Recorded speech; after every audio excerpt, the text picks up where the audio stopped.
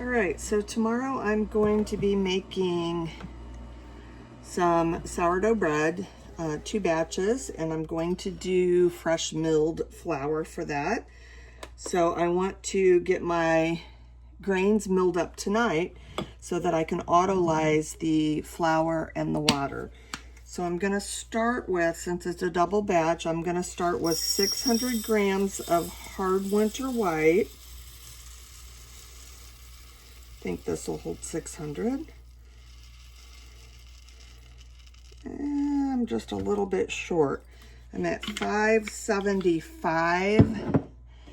So I think I'm going to add, excuse me, just a touch of hard winter red to get me to that 600.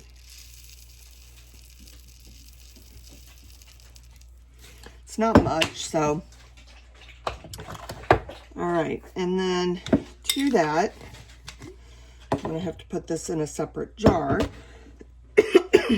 I'm going to add 300 grams of spelt, and I have a little bit left in my bag, so I'm gonna use that first, and then I'll use my jar.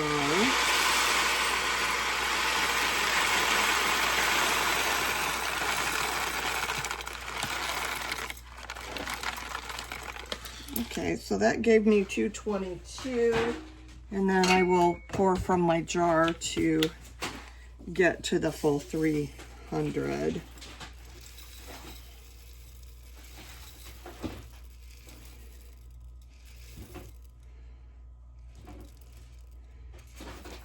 Sorry, I have a dog over here that just found my bag that I threw away. Put that in the trash. Okay, and then the last I'm gonna put, so this is 900 grams so far, and then the last grain that I'm gonna use is 100 grams of Khorasan, which is Kamut.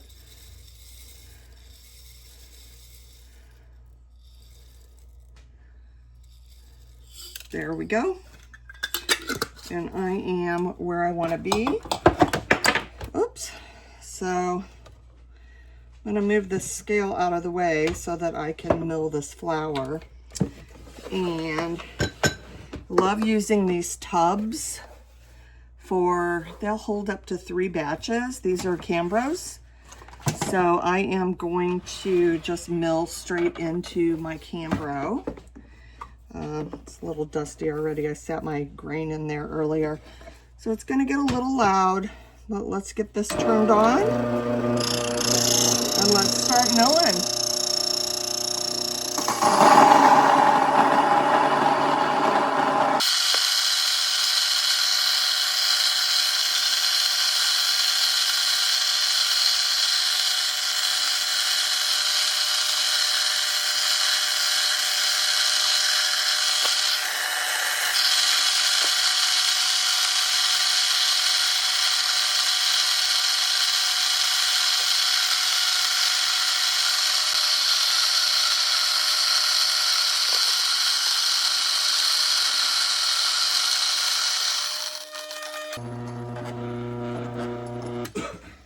Okay, so it did take a little bit of time to mill up a whole 1,000 grams of flour.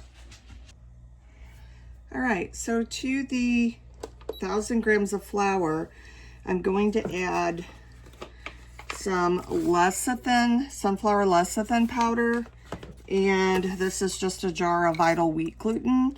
And I'm gonna add 5 grams per loaf, so this will be 10 grams total of each of these.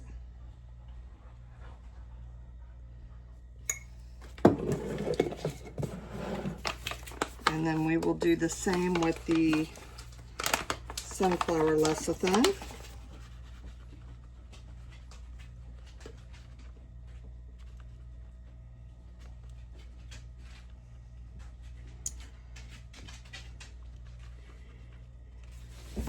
You don't use much of this. Like I said, maybe 5 grams per loaf, so this usually lasts quite some time. And then as far as the hydration goes, with this being fresh milled flour, it does take a lot more hydration. It takes 440 grams per loaf, so that's going to be 880 grams total.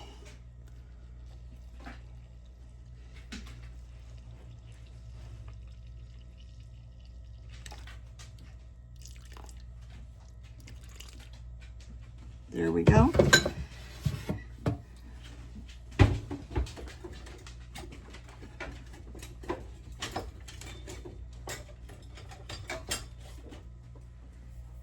Can't find my actual Danish dough whisk.